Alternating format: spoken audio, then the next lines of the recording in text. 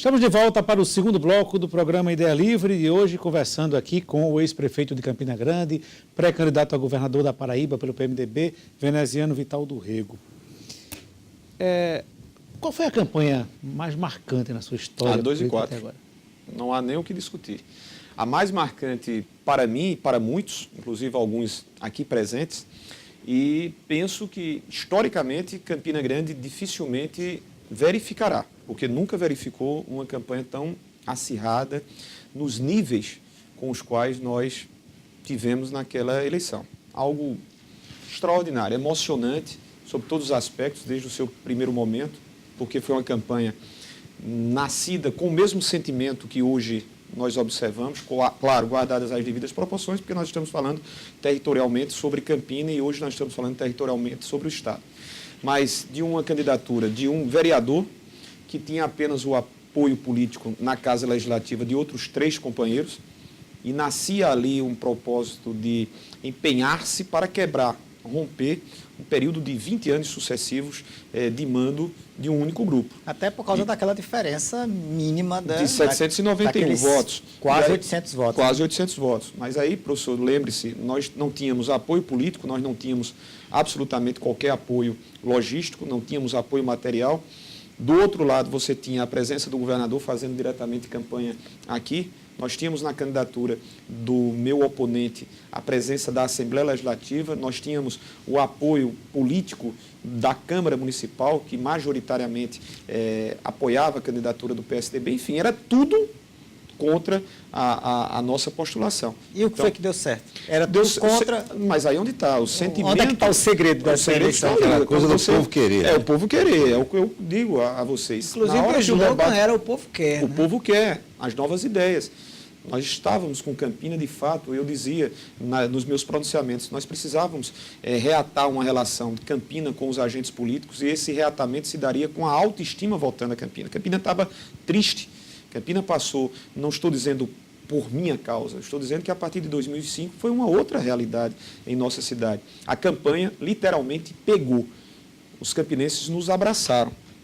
Eu tinha Teve uma outra campanha muito bonita de veneziano, que foi a de 2002 para deputado federal. Que foi... Aquela de 25 mil votos. Que foi fundamental para que nós pudéssemos nos apresentar. E foi estratégico, quando eu discutia com o Vitalzinho a possibilidade de concorrer, e obviamente algumas situações ocorreram, o Vitalzinho foi à reeleição à Assembleia Legislativa e ele disse, olha, veneziano, nós precisamos fazer com que o seu nome tenha mais musculatura na própria cidade e junto aos próprios outros companheiros para que, quando o seu nome for apresentado, não seja simplesmente a lembrança de um vereador, mas de um vereador que teve, em Campina Grande, 24 mil e tantos votos. Foram 45 mil votos, ficamos na primeira suplência. E aí sim, quando nós fomos discutir com o PMDB e com outros aliados quem seria o melhor nome e fizemos as pesquisas, o reflexo do bom resultado, do bom desempenho de 2002, terminou por nos beneficiar. O professor Gilberto fez uma abordagem sobre o final do seu segundo mandato. Foi. E veneziano se reportou ao que levou aquelas reações e aqueles acontecimentos ali. Quais são as reações com as quais veneziano se depara hoje pelas ruas de Campina? Olha, as melhores possíveis, Paulo. Aquilo nunca abalou a sua relação com... Não, claro que fica, Paulo. Não dá para você dizer que algumas pessoas não foram levadas por uma torrente de informações.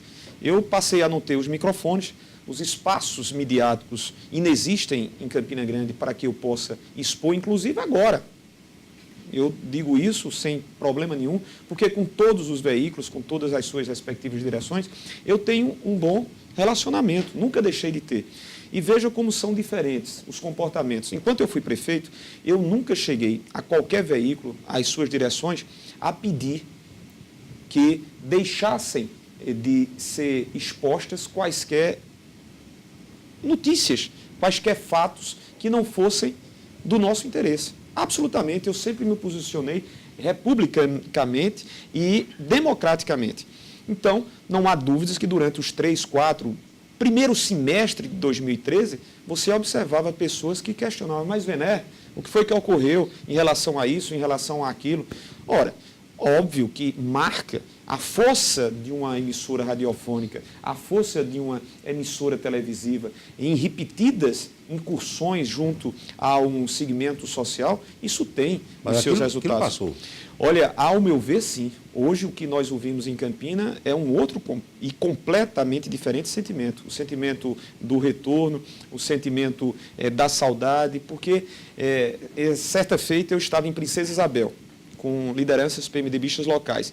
E eles diziam, veneziano, diferentemente do seu período, em todos os dias existia notícia de entrega de obras, de ações administrativas. Hoje nós não temos notícias de Campina, a não ser quando se reporta ao problema da mortandade absurda do ISE, né? A não ser quando se reportar o fechamento do Pedro I para transformá-lo num braço, simplesmente num braço apoiador do hospital de trauma, a não ser pelas 5 greves na área da educação, as 4 greves na área de saúde.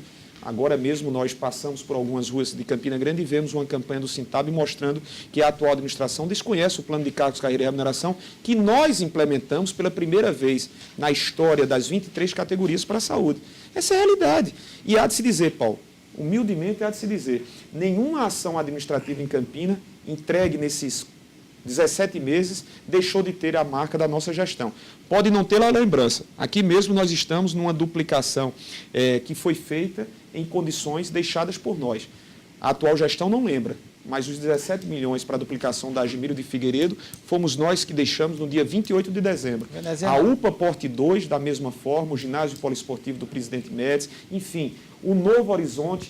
Essa semana eu soube da entrega de algumas outras casas lá no conjunto habitacional Major Veneziano, também uma realidade trazida por nós àquela população. Como é que você acaba de falar que sua candidatura é de oposição? Sim. Nós vamos provavelmente ter um segundo turno. Como é que você vê a estratégia em relação a outra candidatura que se coloca como oposição?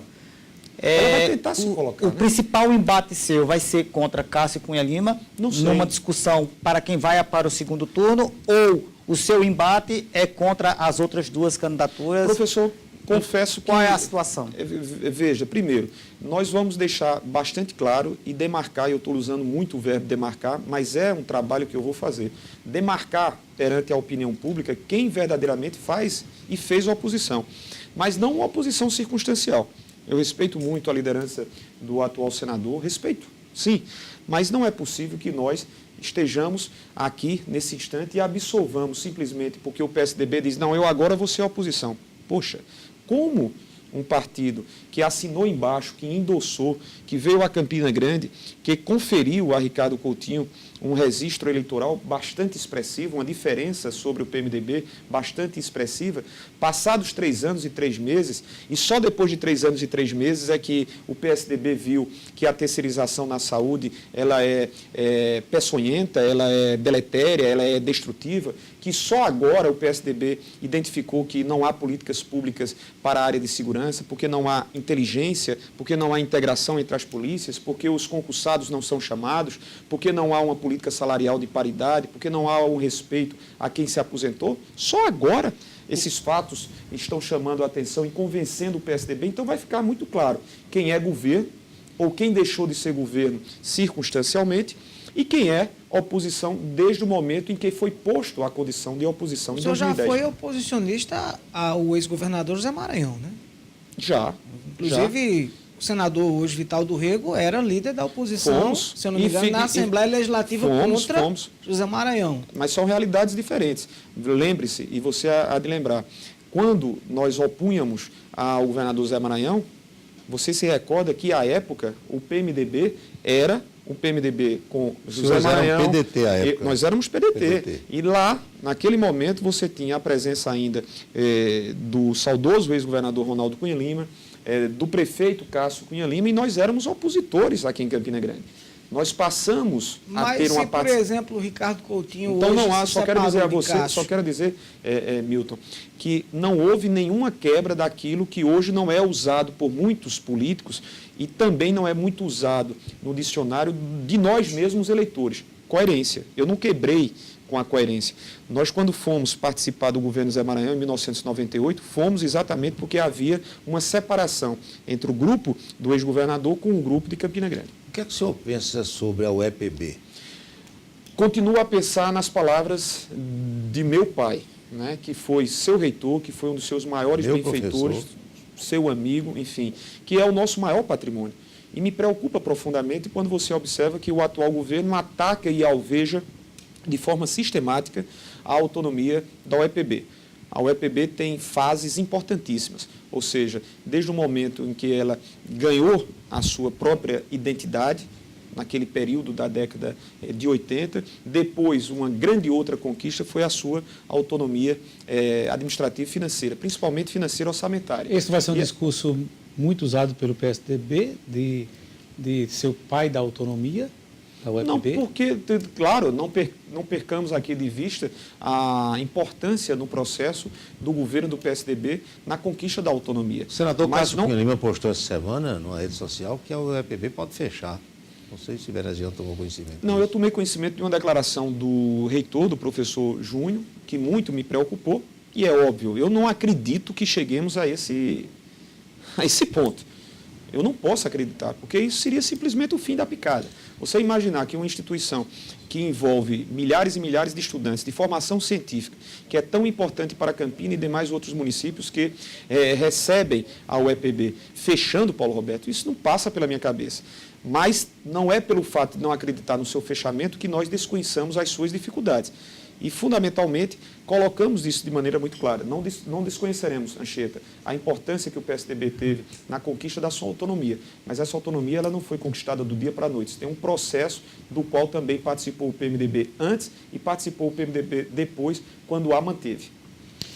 Voltando a essa questão do discurso de oposição, campanha, então, basicamente, a estratégia da sua campanha seria um discurso de oposição e o modelo administrativo que o senhor impôs aqui em Campina Grande como prefeito. Não seria e será um discurso propositivo. Nós, politicamente, vamos nos colocar como estamos e como somos, verdadeira e única oposição no estado da Paraíba.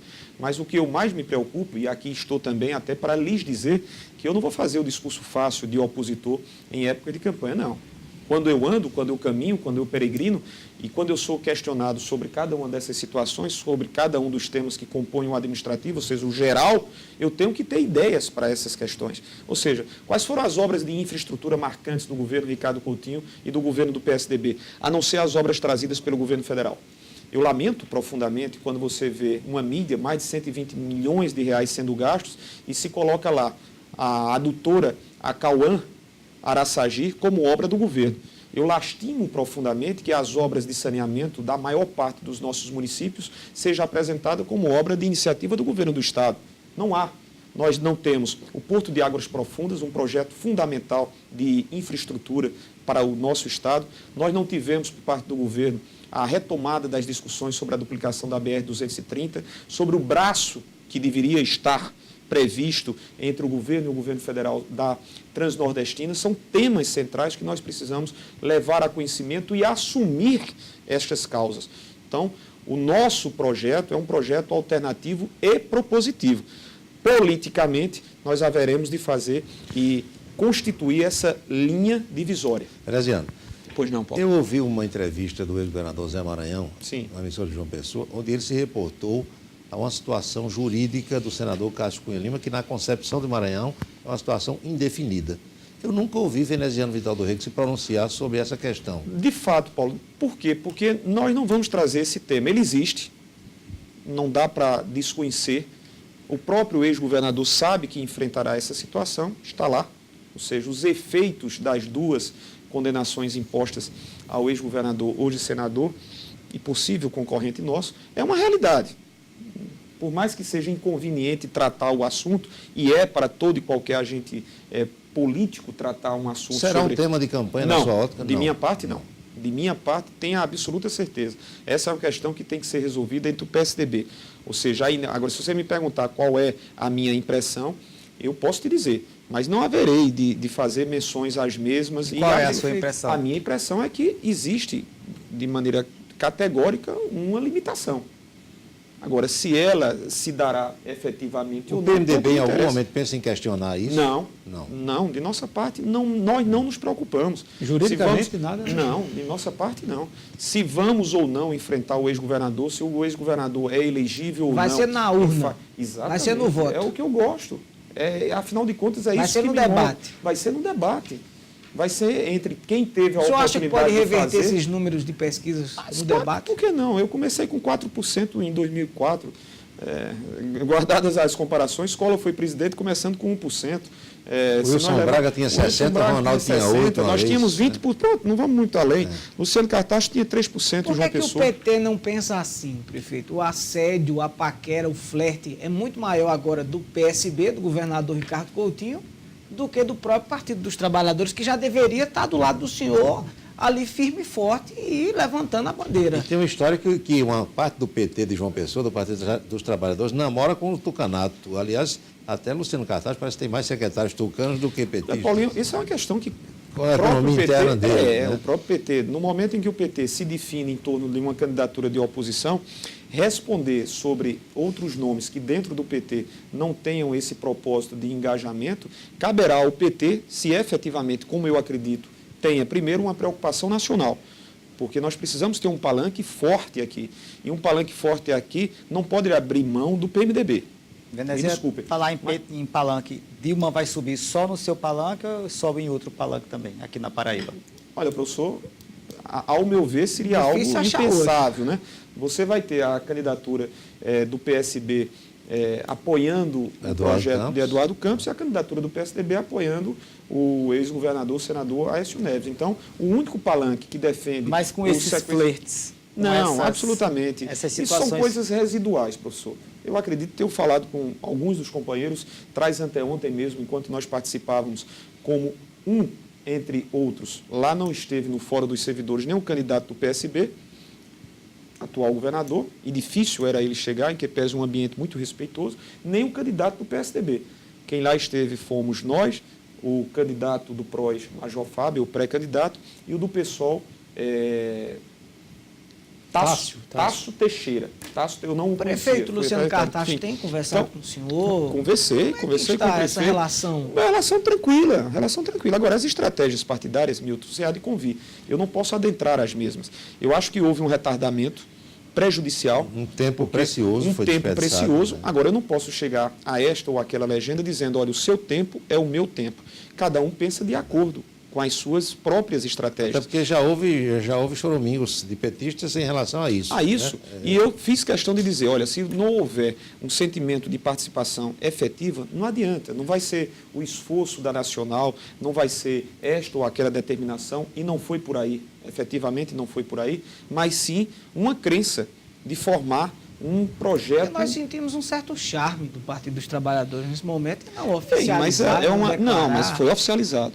A oficialização do apoio se deu há cerca de 10 dias. Agora, os nomes parecem que... Os nomes apresentados, a lista tríplice, tem muita densidade eleitoral, com todo respeito às pessoas. O deputado Manuel Júnior deixou claro que não estava gostando dos 3 nomes apresentados. Professor Paulinho, Milton, Anchieta, Fred, enfim, telespectadores. Veja, nós temos, respondendo a... Não, foi você que me perguntou sobre os critérios. Isso. Fatalmente não há como esconder. Eu tive conhecimento sobre algumas das sugestões. Primeiro, não sou eu que decidirei. Quando você faz uma composição, você está logo a dizer. É uma composição, onde todos falarão. Falará o PMDB, falará o PT, devem estar aí outras agremiações com as quais nós estamos permanentemente discorrendo sobre o tema. Então, respeito a todos os nossos companheiros petistas, inclusive os que foram apresentados como sugestões iniciais. Mas o próprio PT tem, óbvio, uma preocupação de saber que esse nome detenha densidade eleitoral suficiente para fortalecer a chapa. Campanha eleitoral não é brincadeira, né, Chieta? Não pode ser brincadeira. Exatamente. Olha, falar em PMDB e PT, Fred está trabalhando ali, né, Anderson? Trabalhando ali em cima desse tema, PMDB, PT, aí você está vendo. Encaixa um Tzinho ali de todo jeito, né? Vamos ao intervalo, a gente volta já para o último bloco dessa conversa com o ex-prefeito de Campina Grande, veneziano Vital do Rego. Até já.